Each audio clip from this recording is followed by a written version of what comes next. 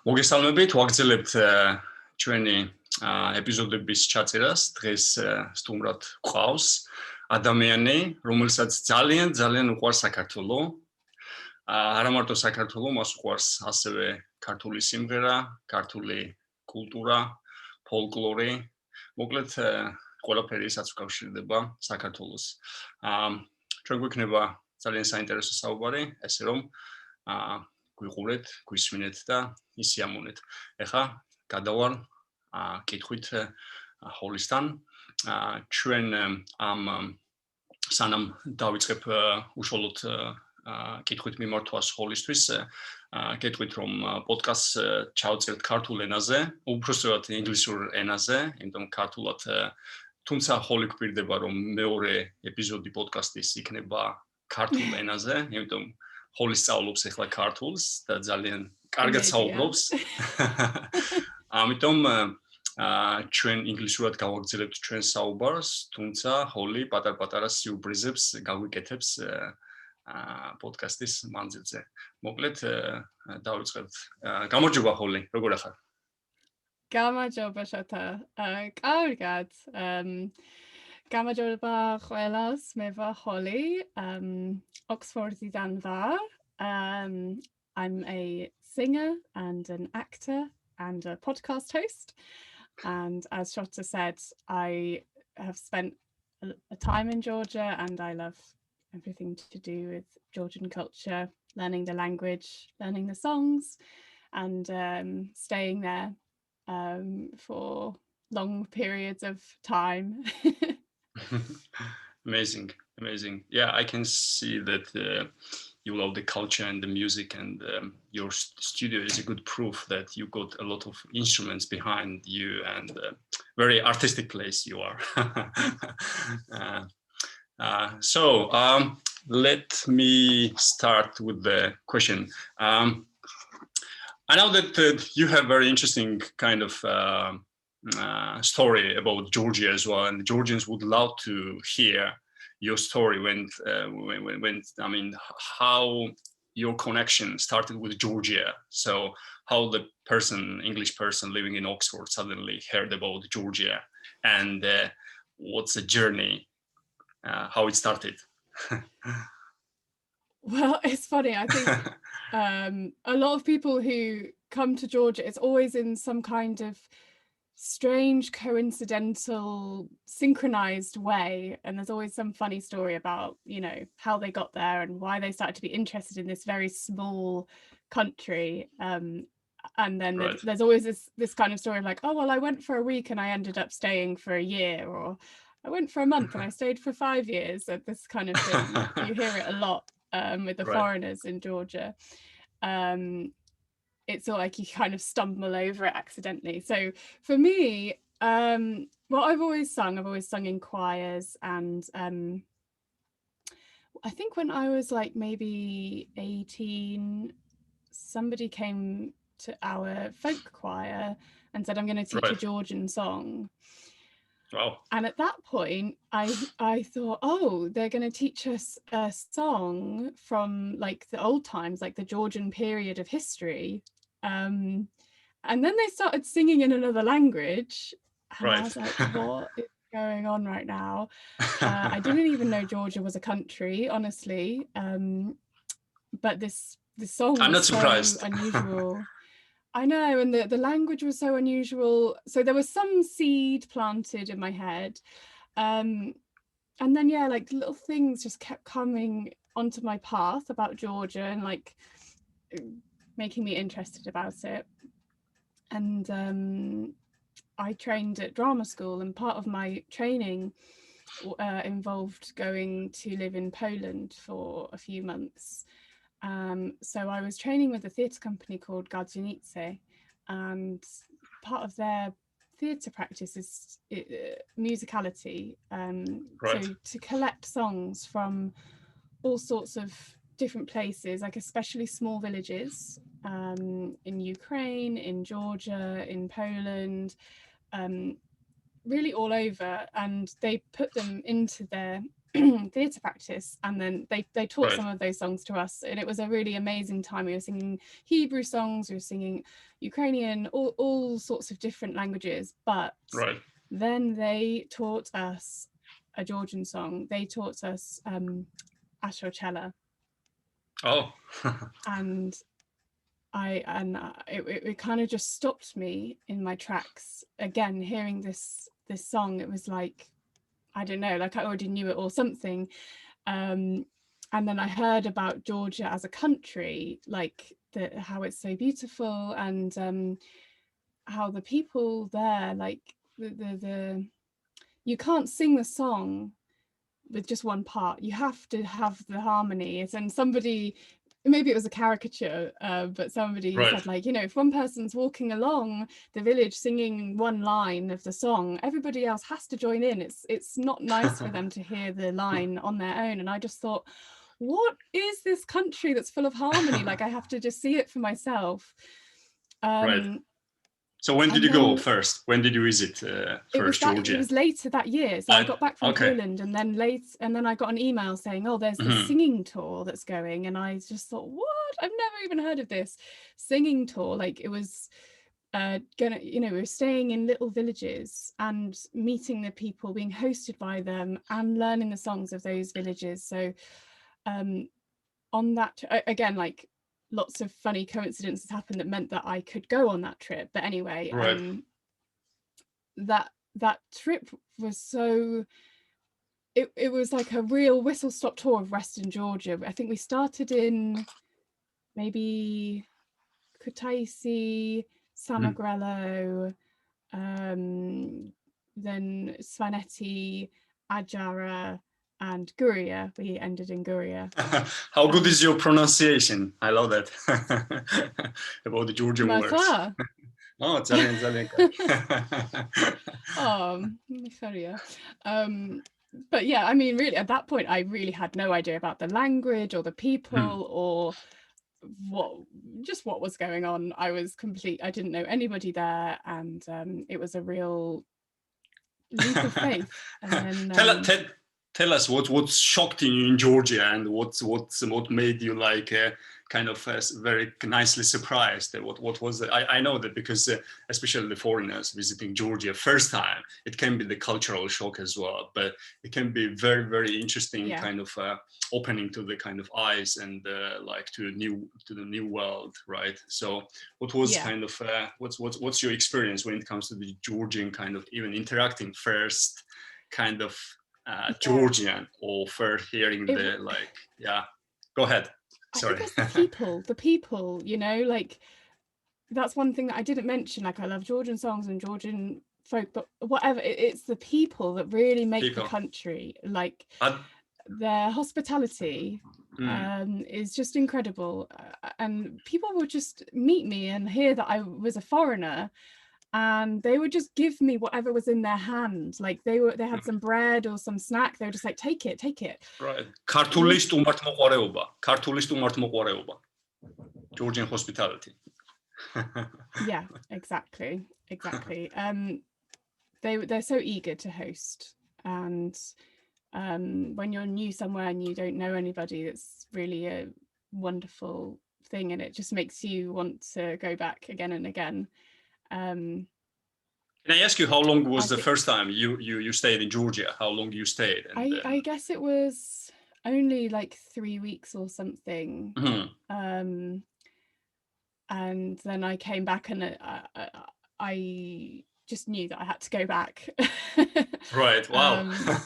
Interesting. It was so many experiences in one short space of time.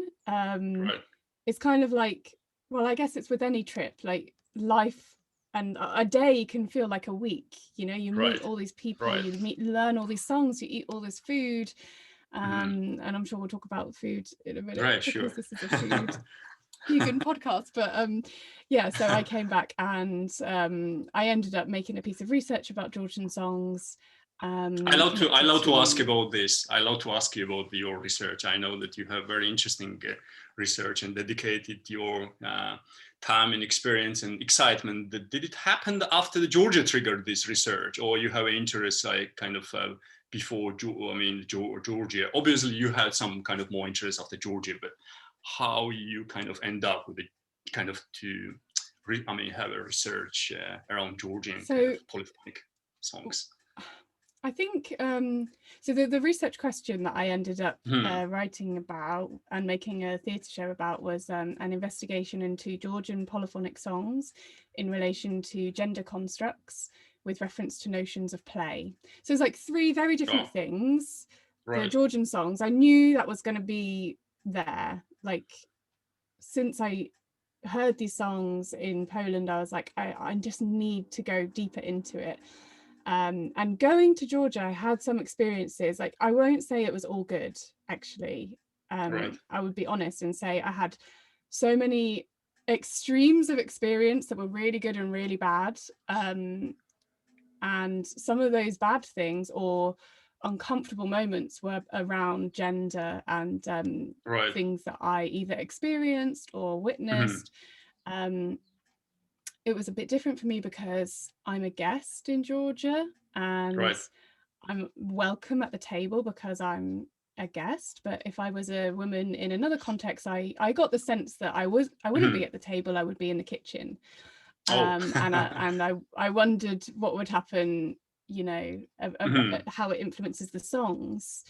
So that's where that piece of research came from. And it was also in relation to play, so like playing games and clowning, which is another part of theatre that I'm interested in.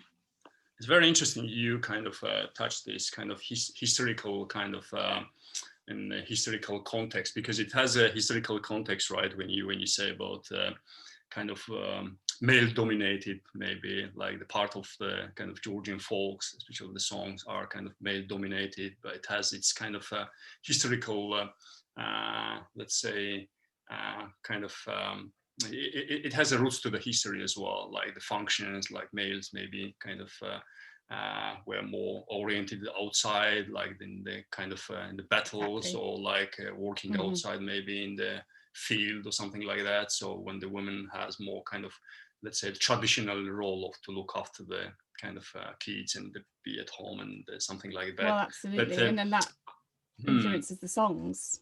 Right. Like, what type of songs do the men sing and what type of songs do the women sing? It's all about the roles that they play in society. Right. It's very interesting. And as a researcher, when you started kind of research, even like maybe this short period of the time, I know that there are like some, let's say, the choirs in Georgia and the bands who kind of breaking this kind of, let's say, very conservative, traditional kind of approach to even like what's the role of the woman or the man, and they kind of are there as a one unity, and they kind of sing kind of together. There is no kind of much, let's say, the division now, or who is singing what. I wonder how you see it from this perspective. I think the Soviet Union also had an impact on that area of things, because there were mixed choirs in the Soviet times. But yeah, I guess also like the feeling of like having men's repertoire and women's repertoire, and there are some ensembles now like playing with that, and that is interesting. Yeah. Right. Interesting. Okay, let's move on now to the kind of, you mentioned when you visited Georgia, like culture and the food and everything. I will say, I should say this to our listeners, that Holly is alongside all the good things you are doing, you are vegan, and your lifestyle is kind of and it's very unique. And I have a question, like your lifestyle is vegan lifestyle, and then you're doing something kind of research in the area, which was quite interesting, like connected to the kind of history and the kind of polyphonic music and the folklore and all the thing. It's very interesting how you're managing to kind of bring this kind of together. But let's start with the Georgian kind of food. How, as a vegan, being in Georgia and being vegan, what does it mean for you? What did you learn? And if you, hopefully we are not hungry, because we have a lot of interesting dishes there suitable for vegans or non-vegans. So how is your experience when it comes to I think it can be a bit overwhelming at first, because it feels like all that is coming at you is cheese and meat. And like, it's quite easy to say no to the meat, but like, I'm someone that, although I'm vegan, like I do like cheese. And especially when, like, you know, you can see the cow in the field and like someone's made this cheese with their own hands, and like they're hosting you and they want you to eat it. And of course, like, there's so many delicious cheese dishes. So if kind of like all I could see, I felt like for the first week was just cheese. But then if you kind of move that to one side, you get the prali and lobiani, which are really delicious. And as you said, that there are options. It's, if you just look past the hachapuri. Although there are a lot of interesting, you know, that I'm sure that you visited many vegan places in Georgia, and especially the coffee culture, vegan coffee culture is quite evolved in Georgia as well. Do you have some? It's booming. I always say this because you and I are both in Oxford, and like, it's so funny to compare Oxford with Tbilisi, because you would think Oxford would be full of vegan cafes, but it's not. But you look at Tbilisi, and actually it's got so much to offer for vegans. It's got lots of vegan and vegetarian cafes and restaurants. And I have to say, I always just go to Kiwi. Like, Kiwi's just a safe place. It's a safe bet. And I remember, like, the first time I was in Georgia on my own, I went to Tbilisi by myself. You know, this singing tour had finished, and I was just in this city. I didn't know anybody. It was really, really hot. It was like 39 degrees or something ridiculous. And I was kind of like that awkward thing of like, I didn't have anyone to hang out with. But I remember going to Kiwi and just feeling like really at home, and talking to people there. And it's always just a good vibe. And like, I mean, it's just really affordable vegan food, so it's super easy. But I really like also Mama Terra, and a few others like Namu and other places like that. Right. Wow, super.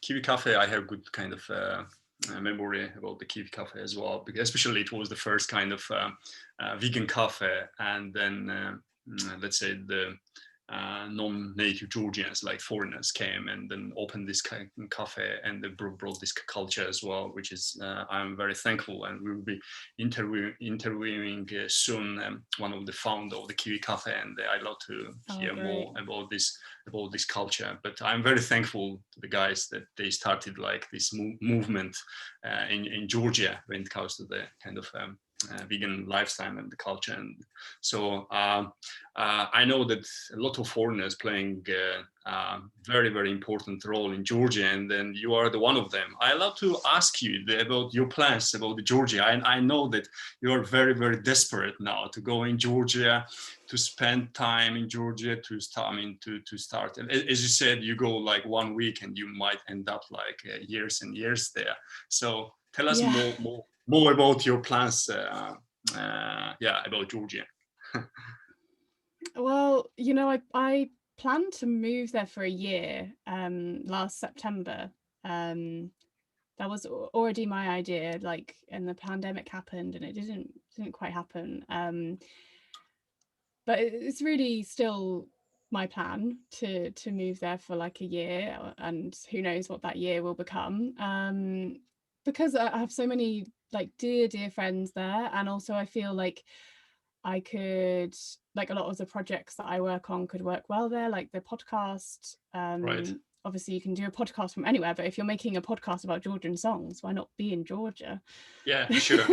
we should say to our listeners that Holly with her friend, they have very, very nice, interesting podcast, and I think we should kind of expand more about this podcast idea. And because many Georgians, I know that you have a lot of Georgians, and especially you are encouraging the women to sing and come and kind of speak about this. So please tell us about it's called Voices of the Ancestors, and it's how it will be. How is in Georgia? How it's in Georgian? Oh, super. Well, it started off as a theatre show, actually. Right. It was a continuation of the show that I made for my research, because so that show was like a immersive kind of supra on the stage, and like the audience were invited to kind of join in, and the songs were like happening all around them. And Susan, Susan is also a British woman. She's been singing Georgian songs for a very long time. Right. So I had this theatre show that kind of, I wanted to develop it, but I didn't really have a story. There was no story there. And Susan had this story that she wanted more people to know. And that was the story of how Georgian songs came to the UK. Right. And it's one of these stories with just like so many, you know, crosses and loads of characters, and it's happy and sad and all of the wonderful things that you want from a story. And it's true. And people still today are singing Georgian songs in the UK. Maspinzelli Choir is celebrating its 22nd year now, maybe 21st, I don't know. So it's something special. And so we wanted to tell this story on stage, and that's where the Voices of the Ancestors project came from. Right. And we did make a little scratch of it, and that's still kind of in our minds, that like one day we want to develop that theatre show. But for now, we decided to make a podcast about Georgian songs and the women who sing them. So it also kind of does tell the story. If you listen to certain episodes, like we just had a guest of Joan Mills, and before that Magda Kevlishvili, and they've kind of told this story in their own ways. But really we want to amplify the voices of Georgian women, or women, even foreigner women, who are singing Georgian songs and might not be getting so much attention as they deserve. So we need the women's voices. It's the women's voices, it's the ancestors' voices, it's all of those good things. And now we've done like 7 episodes, so we're kind of getting on, like we've got a good flow of it, and we've got like a huge long list of people that we want to have as guests, and all sorts of exciting things we want to develop it, and also like, you know, potential for having it in Georgian sometimes and English, and have it translated. So if anyone of your listeners is interested, they should just go to voicesoftheancestors.co. Yeah, I'm fan of your podcast, and I'm listening almost all episodes, which is because being Georgian, being outside the country, it's quite kind of nostalgic as well. But the way you're bringing this kind of bringing very unique way, like the idea of the podcast, to bring kind of something like very traditional, and kind of to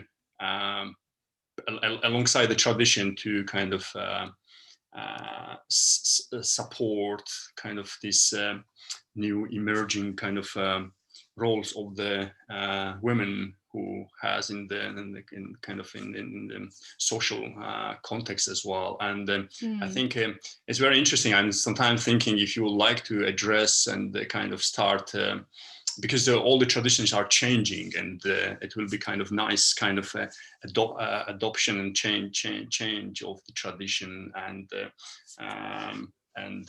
alongside that change perception of the woman and the role of the woman in the society. And I think it's an amazing thing to kind of to sing about this and to tell about this. And I like to ask you that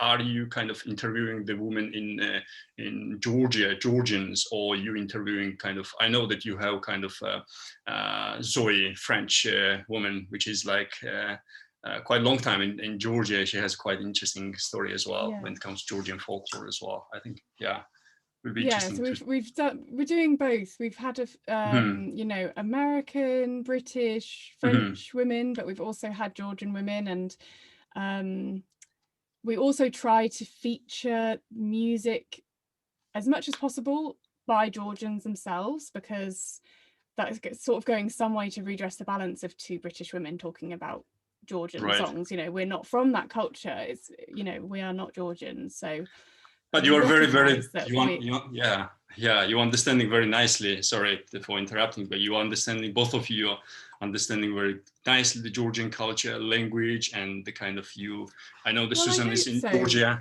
I mean, when you start talking about big topics like gender and tradition and folklore, you do have to be careful not to impose your views on something that's so personal. And there are some things that only Georgians, or only Georgian women, or only Georgian men could understand and help us understand. And everything I know about Georgia has obviously come from Georgians, and all the songs and everything. So it's like saying thank you and paying tribute to those teachers, to those ancestors, for sharing these songs with us foreigners, and not just keeping them in your country, to spread them out around the world. It's a beautiful beautiful thing.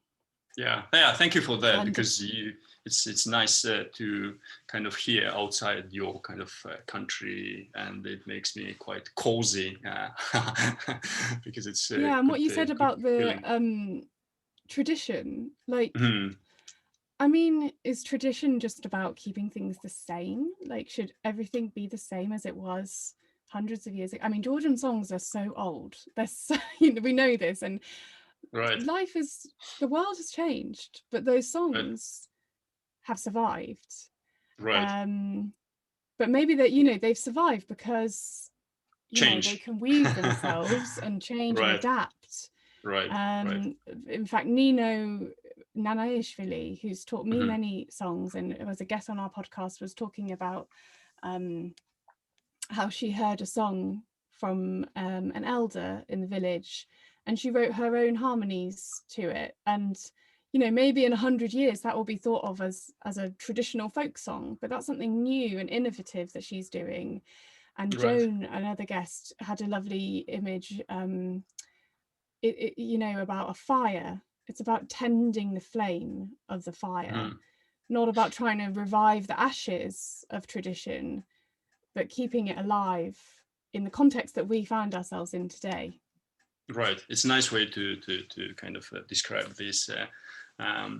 Because we live with a lot of traditions, and these traditions are part of our identity as well. But like you said, these traditions are strong because they are very dynamic, and they can be changed over the time as well. And it makes it quite interesting, and let's say, interesting, not only Georgians, but also outside the Georgians as well. I like to ask you about Maspinzelli itself. The Voices of Ancestors. I know that in London there is the choir. You were part of the choir as well, and maybe you can talk a little bit more. How often do they? I know you kind of learning. Maspinzelli, Yeah, it's been going for a long time, and it's more than a community choir. When I turned up, I was expecting it to be like a choir, and suddenly Maspinzelli, right? Sorry, Maspinzelli. I mentioned, it's Maspinzelli. Yeah. It's like a family, because you know the kind of relationships that people form through singing these Georgian songs. It's a really strong and special thing, and suddenly, like, you're part of each other's lives more than just seeing each other at rehearsals. Like you're celebrating weddings and birthdays, or you go to somebody's funeral and you grieve together as a choir. It's like something really special is happening, and I think it's because of these Georgian songs. There's something about them, like, you know, we none of us are Georgian. We don't have any Georgians in the choir currently. And as far as I know, you know, our ancestors are not Georgian, but we feel something. There's something in us that reacts to that harmony, to these ancient songs, that makes us go, oh my God, like I have to learn more. I have to sing these with other people. So, I can observe this emotion on stage. Yeah. I can feel and see. Yeah. Sorry, go ahead. Yeah. Well, I was just going to say, of course, we've been meeting on Zoom, and our rehearsals happen on Zoom, and it's not the same, but we enjoy seeing each other's faces nonetheless. And some of my dearest friends I met there, and Susan, who's the co-host of Voices of the Ancestors podcast, I met her at Maspinzelli. Interesting.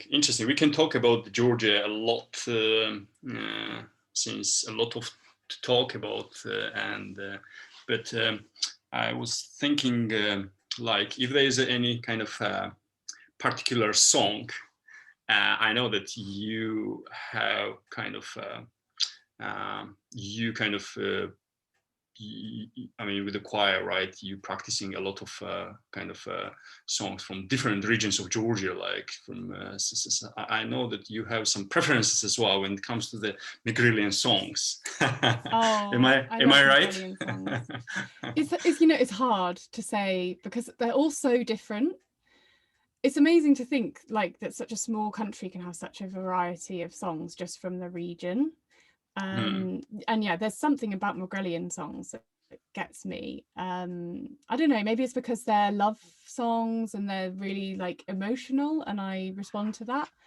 But then also, like, I do like the crunch of the Gurian songs as well, and then all the like ornamentations in Cachetian songs. So each region, you know, has its own good things, and then the city songs, they're all unique. The city songs I also really like, and I think my voice suits singing those more contemporary urban songs, and the chants, the galoba, I really want to learn more of them. They, you know, your brain has to kind of really work to learn them and to sing them, or mine does. I don't know about, you know, for Georgians maybe it comes really naturally, but those harmonies and those chants are just something else.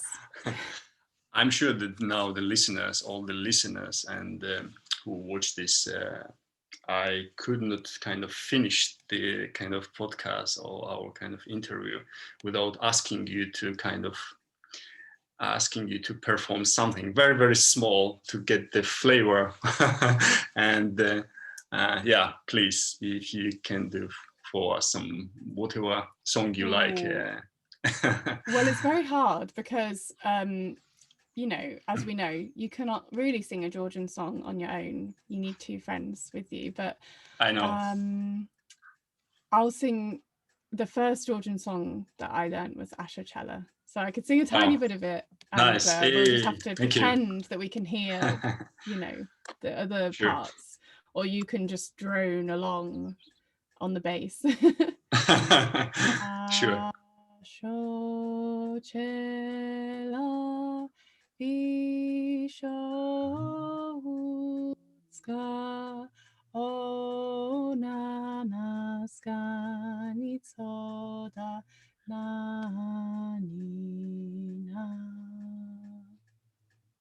Hey, Madloba, დიდი madloba. Oh, well, it's as I said, it's not the same without the harmonies, but that's I know. Always the first song that comes to my head anyway.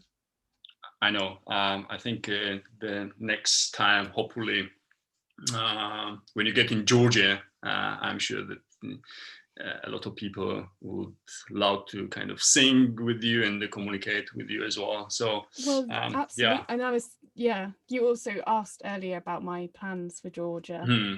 And one thing that I've been plotting in my head, but not, haven't been able to put into action yet, is I'd love to start a community choir in Tbilisi.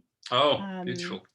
Not necessarily even to sing Georgian songs, just for people to enjoy singing, because sometimes I get the sense that in Georgia there's like the singers and they're trained, or they were brought up that way and they sing the songs, and then I do often meet Georgians in other contexts who say no, I can't sing. Right. I don't know any songs. But everybody can sing, and I think it can bring a lot of joy to people. So I would really love to start like a joyful singing group in Tbilisi. That's one of my goals for when I move there, is to start that. Nice, beautiful. Yeah, I think that the Georgian songs are quite democratic, I guess, and anyone can sing. But yeah, sometimes people need the more kind of encouragement. So yeah, great. You have a nice, beautiful plans about Georgia. Yeah, I'm looking forward. Fingers crossed they can happen. yeah, fingers crossed. Yeah, hopefully. Great. I know that you have kind of special way, because we like a whole world, we're like dealing with this pandemic now, and I know that you have your way kind of to cheer yourself up and do something interesting with your friends as well, and tell about your kind of new COVID kind of habits, which kind of starts from you're starting the week with this interesting kind of how we call. Well, it's a morning disco. It's a Monday morning disco. But do you know where it came from? Where this whole thing came from was from Georgian songs. Because at the very, very beginning of the pandemic, Georgia is everywhere, the UK, exactly. Well, there's something about people that like to sing Georgian songs also like to have a Monday morning disco. We're up for anything. Basically, what happened was, I should probably join you there. Sorry. Yeah, you should. You should. So what happened was, at the beginning of the lockdown, this was like really early on, before the UK went into lockdown. I think France had just gone into lockdown, and maybe Italy before. Something really amazing happened, and it was that singers of Georgian songs from all over the world we just got together. People, I didn't know some of these people, but like I knew one person who knew another person who knew another person. And the idea was that at a certain time, it was 7 o'clock UK time, but anybody from around the world could join in. We would all just send vibrations to each other, and we would choose a song. I think we chose Batonebo, and we would sing it alone to ourselves, but we would think of all of those people around the world at that time, and we would send good vibrations to them.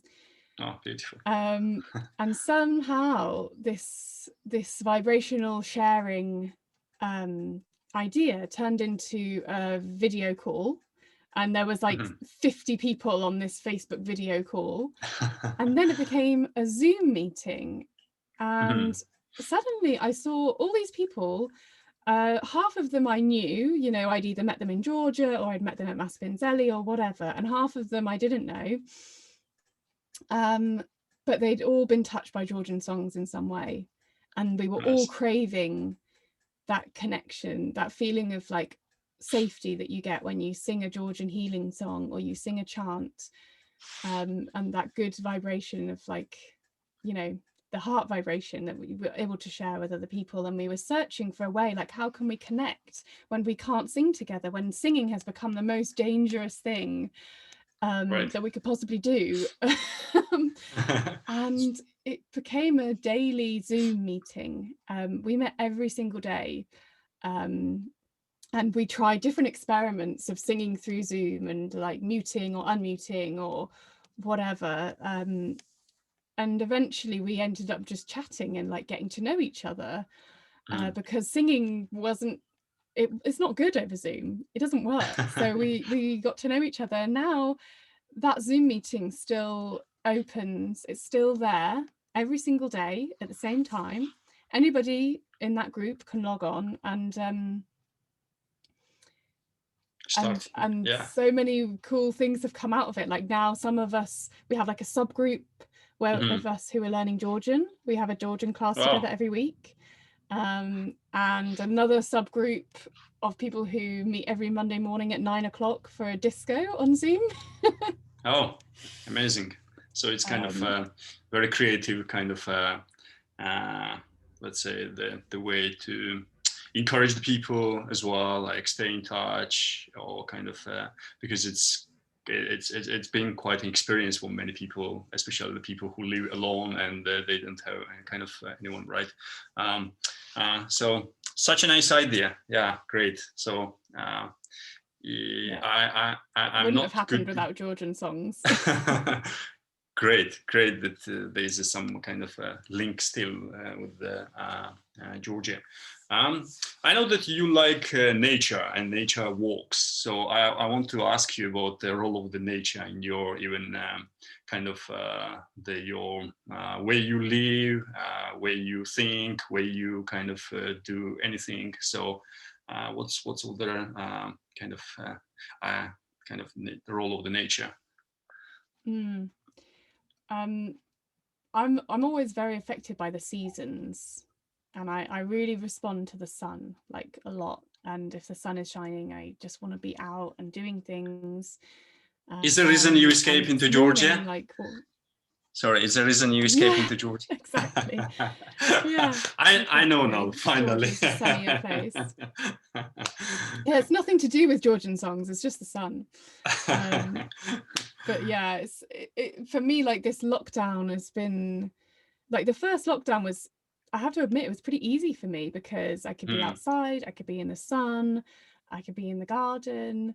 The winter lockdown has been so much harder because it's just not my time of year. And like, I think I've had to learn to like make friends with the seasons and make friends with the weather. I'm not sure if I've managed it, but that's, yeah, I think but like nature, I guess for so many people this year has become like even more important for our mental health. Right.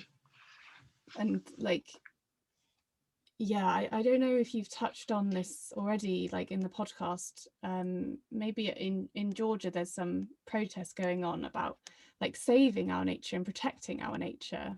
Right. And that's also happening here in the UK. And I'm quite supportive of the HS2, like scrap HS2 campaign, which is like destroying a lot of the ancient woodlands in the UK. And I always want to say thank you to the ancient woodlands, because I get to walk in some near my house every day. I don't know if they're that ancient, but they're woodlands nonetheless. And you and I even went to pick litter there. Yeah, exactly. And it was like just some small way to say thank you to this nature that's kind of saved us and given us not just oxygen, but like peace of mind, grounding, happiness, mindfulness. Yeah. Tell about your kind of exercise kind of routine as well. I know that you like the yoga as well, so so when you doing the yoga, do you have something kind of listening same time, some yeah, I always love yoga with Adrienne on YouTube. Oh, I started with Adrienne, by the way. Oh, she's very popular. Yeah. What do you think? Yeah, it was great because I had like always backache, and when I started like 5 years ago, and then I realized, wow, it's beautiful. She was very calming, very kind of nice, very kind of it was 30 days yoga kind of challenge. It was beautiful. I just finished a 30-day challenge journey with her in January, and it's like, nice. For me it's the perfect mix, because I'm also like into the spiritual side of yoga more and more, like I'm more interested in that, but I also, you know, I enjoy the flow of the stretches and like the way that yoga brings together the exercise, the balance in your body and the mind. It's I don't find that in other exercise really, and I really feel it, you know, if I don't do yoga for a few days, my body's like, oh, it starts complaining, and my mind starts complaining as well. My brain starts going off into like monkey mind, and I'm like, no, I just need to get on my yoga mat. And like, even if I don't have energy, you can always do something, you know, like you could, that's the great thing about it, is you can adapt it. And Yoga with Adrian, she gives like prompts, like if you're feeling energized, you could do this. If you're feeling like low energy, you could do it this way. So you can always adapt it to how you're feeling. Right. I think it's been very interesting kind of conversation. It's a lot of things to ask and to kind of to expand on, you know. We can talk, but one thing I like to ask is maybe I ask you, but kind of to clarify your kind of plans when it comes to Georgia. So you kind of like to go as soon as this pandemic kind of rules will allow you to go, right? And let's say kind of continue your life for a while, and your kind of plans related to Georgia, which is like to do more kind of research and set up this kind of singing kind of choir with the Georgians as well. All this thing is, so we can say that Georgia is always on my mind, this kind of the way I can express it. It is, that is the case for me. It's always on my mind. It's always in my heart. Like when I'm not there, it's really here. And I think, so, the people that I meet there, they stay with me. And the songs kind of, that is all kind of together in that. I like you to, before we kind of finish, kind of ask you to, if you like, because the idea of the podcast, our podcast was as well to start and encourage the young people, not only young people, any person who like to kind of change their kind of lifestyle, to change their life somehow. Maybe it starts from singing and expands to yoga and then nature walking, and then you kind of becoming kind of a person, and then you find out that you like this person who you became. So it's like kind of journey, right? Where you start, nobody knows. A friend of mine recently called me and she said, oh, I became a vegan like 2 months ago and I wanted to share with you. And it was like, I was very, very happy person to hear this kind of things, because it's something very human and very nice to kind of connect. Holly, thank you very much. Really, it was a pleasure. And then thank you being so like supportive and for and the person who kind of nicely takes all this interesting music and kind of lifestyle and tradition and songs and brings it somehow nicely together. And thank you for that. Thank you for having me, and thank you for making this podcast. And I really wish you all the best for it, because as you said, like when you know one person who's vegan, it was the same for me. I just had one friend who was vegan and she just made me think about it. And then I went vegan, and then some of my friends said, oh, like I guess I'll look into it, or I go to someone's house and they need to start thinking about vegan food. and it's like a chain. It's a slow chain of events, like cause and effect. And yeah, just talking about it on this podcast, I think, although we didn't talk too much about being vegan today, but like the fact that it exists, I think is really important. So yeah, just good luck with it. Oh, thank you very much. Yeah, I can like maybe last question I can ask, because I really like to maybe I'd love you to encourage the kind of the people as well, especially in Georgia, because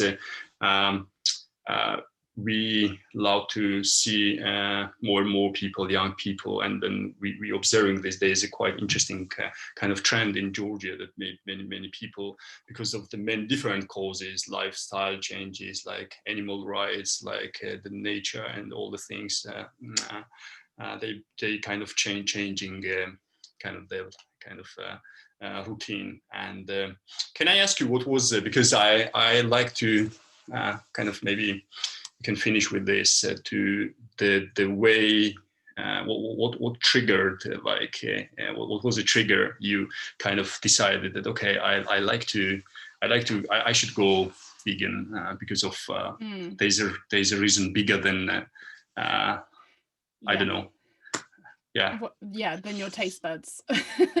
Exactly. Thank you. Well, I have to say that the moment I went vegan, I thought, I wish I'd done this earlier. Like, it was so easy. And why did I wait? Because I remember that I watched this documentary called Cowspiracy.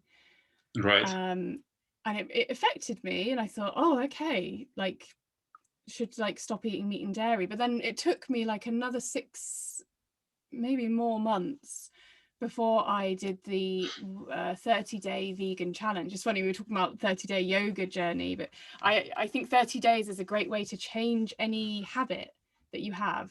In fact, they say you can change your habit within 2 weeks or something, or it takes 2 weeks to break a habit. So if you're in the habit of eating dairy and meat, then you can change it in 2 weeks, and like your taste buds change. Like milk suddenly tastes different. Right. And suddenly you start to enjoy oat milk and those kind of things. And my taste buds really did change, actually. And yeah, so I just said to myself, okay, like, I know that this is having such an impact on the environment. And as you pointed out earlier, like, I'm an environmentalist, and I always have been, and I care about nature, and I feel like I, just as one person, I have a responsibility, you know, like we all have a responsibility on this earth to contribute as little as possible to climate change. And suddenly here was this very, very easy thing I could do every single day of my life, not cost any money, just not eat meat, not eat dairy. It was so simple. So simple. And, yeah. Well, it didn't seem simple, because I enjoyed like eggs and cheese and cake and all of these things. So I just said to myself, I'll try it for 30 days. And at the end of the 30 days, I'll see what happens. And it was fine. And the reason it was fine is because I'm quite flexible with it. Like, I listen to my body and what my body needs and what my body wants to eat, and the majority of the time what my body wants to eat is vegan. And if it says something else to me, then I'll listen to it. Like, I don't know, like if it's just like, oh, you really need to eat this chocolate cake that someone's made for your birthday or something, or like you want to eat sometimes I really want to eat fish, or really occasionally, but like majority of the time my body wants vegan food, because it does tick all the boxes. You know, you can and I know I'm not a perfect vegan, actually, like saying that, because some people would say you're not vegan if you occasionally eat eggs or occasionally eat fish or whatever. I guess I'm more plant-based, but for me that's the way I can get around it, is not by being a perfectionist, because otherwise I beat myself up, and it's not good for you sometimes. Like, it can lead to more problems if you're a perfectionist with it. Yeah, sure. Yeah, thank you for that. Can I ask you what's your kind of, I know that you're cooking well as well, and especially the sweets, delicious kind of sweets. So well, in fact, you gave me this idea, and yesterday I cooked that sweet potato brownie that you sent me the recipe for, and it was so nice. So it's just like 4 ingredients: sweet potato, maple syrup, peanut butter, and cocoa. It was so simple, but it was so delicious. And like I ate quite a lot of it before I even like put it in the oven to cook because it was so nice. But then because it was Valentine's Day, I cooked it in like a heart shape, so it made a very beautiful brownie. Nice, beautiful. Yeah, I'm glad it's you make it kind of work, because when we started we kind of messed up with the kind of a bit shapes, and we end up like instead of having kind of brownie, we end up with the balls, kind of sweet potato. They were good. Yeah. In fact, I'm gonna go eat some of it after we say goodbye. I'm gonna go eat the rest of that brownie. Yeah, sure. All right. I think if unless you wanted to kind of say something for Georgians or for any people in Georgia or whatever, and then we can kind of finish our podcast as well. Didi madloba, genatsvale. Didi madloba, მოკლედ ვფიქრობ რომ საინტერესო საუბარი გამოგვივიდა ადამიანთან. სხვათა შორის ხოლე იყო ჩვენი პირველი უცხოელი სტუმარი, ადამიანი, რომელსაც თქვენ ნახეთ, ის ემოციები განცდები, ალბათ ინგლისურიც რო ადამიანმა არ იცოდეს, ძალიან კარგად გაიგებს, მიხვდება იმ ემოციებს, რაც ხოლე საკავშირებს საქართველოსთან, ქართულ ისე ვთქვათ ტრადიციებთან, პოლიფონიასთან, ასევე ის საინტერესო ცხოვრების წესი, რაც ხოლის აქვს, ესე რომ მოკლედ მადლობა რომ გვისმენთ, რომ გვიყურებთ და ჩვენ კიდე გავაგრძელებთ საინტერესო თემებით. ხოლის კიდე დავამშვიდობებით და დიდი მადლობა. კარგად, ხოლი, ბედნიერად, ნახვამდის. ნახვამდის, კარგად.